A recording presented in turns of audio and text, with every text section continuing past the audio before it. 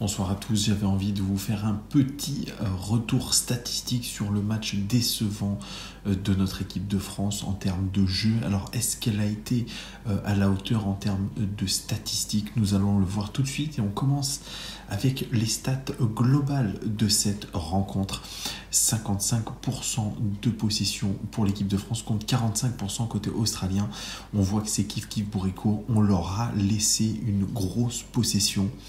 Au niveau des tirs, 12 tirs à 6 côté français, 5 cadrés pour l'équipe de France, 1 seulement pour les Australiens. 84% de passes réussies, 78% côté australien. Pareil, ce sont des bonnes statistiques pour les deux équipes. Et là, on voit que le duel a été intense. 52% des duels aériens remportés par l'équipe de France, 48% pour les Australiens. Ça a été vraiment âpre dans les airs. 67% des passes réussies dans le dernier tiers pour l'équipe de France, c'est une très belle statistique. Seulement 48% pour les Australiens.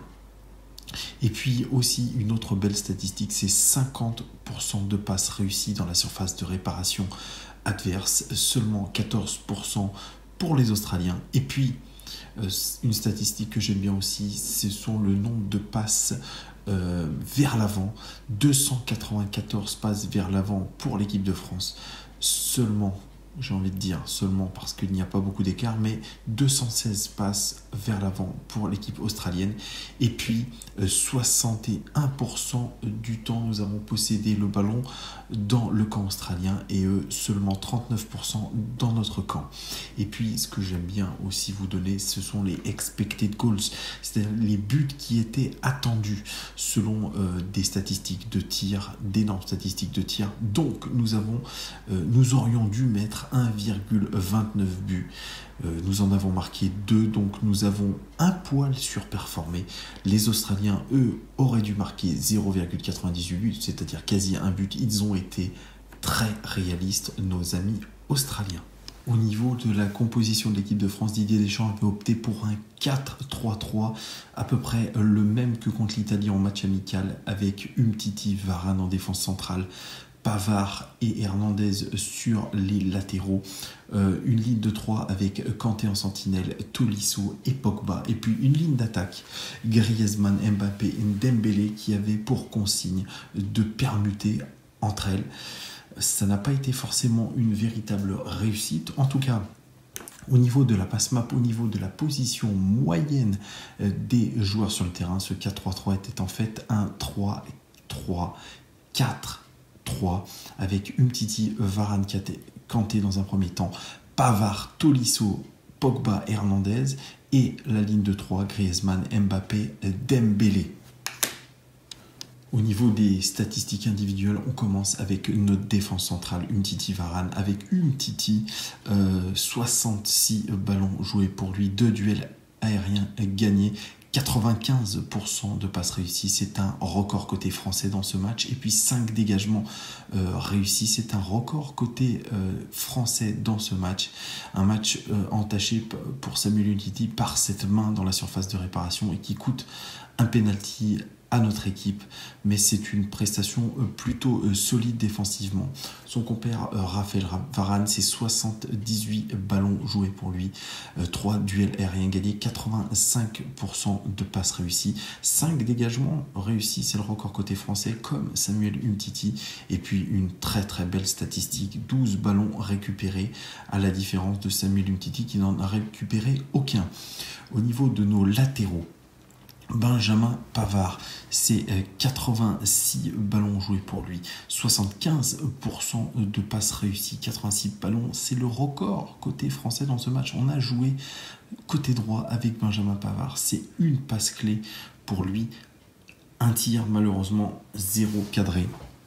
Et puis, ces 3 tacles réussis, c'est un record côté français dans ce match, une interception, 3 dégagements réussis, 2 centres et 0 réussi, c'est une statistique qui est pas très très bonne pour lui. Et puis, c'est 7 ballons récupérés, ce qui est une très très belle performance.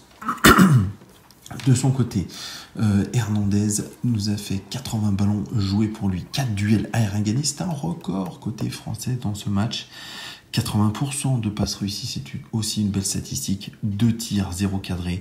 Un dribble réussi et tenté. Et puis, pareil que Benjamin Pavard, c'est faible au niveau des centres. C'est 2 centres réussis et réussis. Au niveau de notre milieu de terrain, on commence par Kanté. Kanté, c'est sûrement l'homme du match au niveau de ses statistiques. 72 ballons joués, 93% de passes réussies, c'est énormissime. 2 dribbles réussis, c'est le record quasi côté français. Il est un dribble près du record, donc c'est plutôt très très bon. C'est 3 tacles réussis, c'est le record côté français dans ce match. 2 interceptions, c'est le record aussi côté français dans ce match. Et puis c'est 4 dégagements et puis une énorme statistique. C'est 14 ballons récupérés pour lui. C'est énorme la prestation de N'Golo Kanté.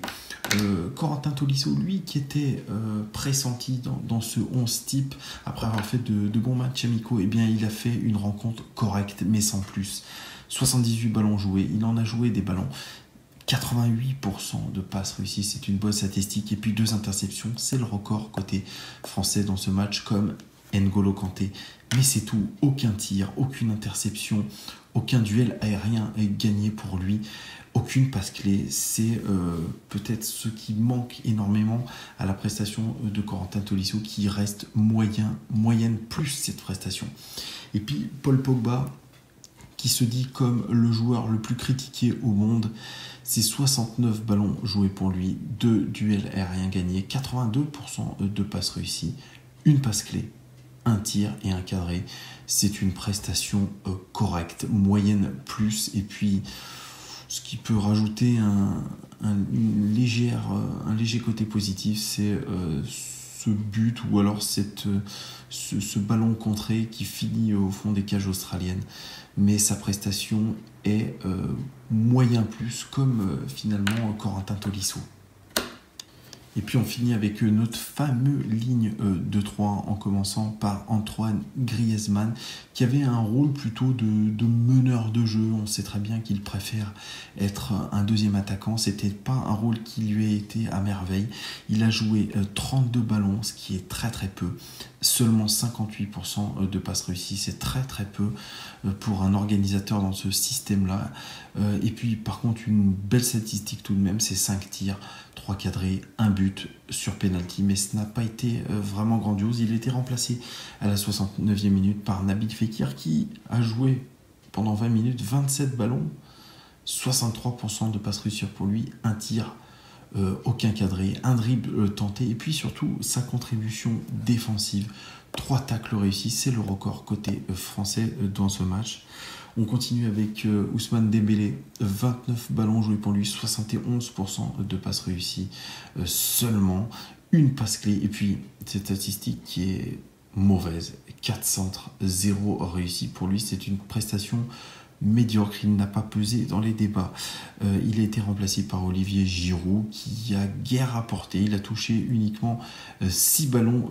Olivier Giroud, c'était trop peu pour faire quelque chose dans ce match. Et puis on finit par Kylian Mbappé, qui a touché 42 ballons, 84% de passes réussies, ce qui est plutôt correct, mais lui qui a un jeu plutôt à risque, comme Ousmane Dembélé, il aurait dû avoir une statistique de passes beaucoup plus faible. Ça montre bien qu'il n'a pas beaucoup tenté. Alors par contre, une belle statistique, c'est ces 2 passes clés. C'est le record côté français dans ce match. C'était peut-être l'organisateur de cette attaque. Ça aurait dû être Griezmann. C'est finalement lui qui a joué les rôles d'organisateur. Et puis, 1 tir et 1 cadré en début de match, c'est très très peu pour lui. Et puis, cette belle statistique, mais il en a l'habitude, c'est 4 dribbles réussis. C'est le record côté français dans ce match.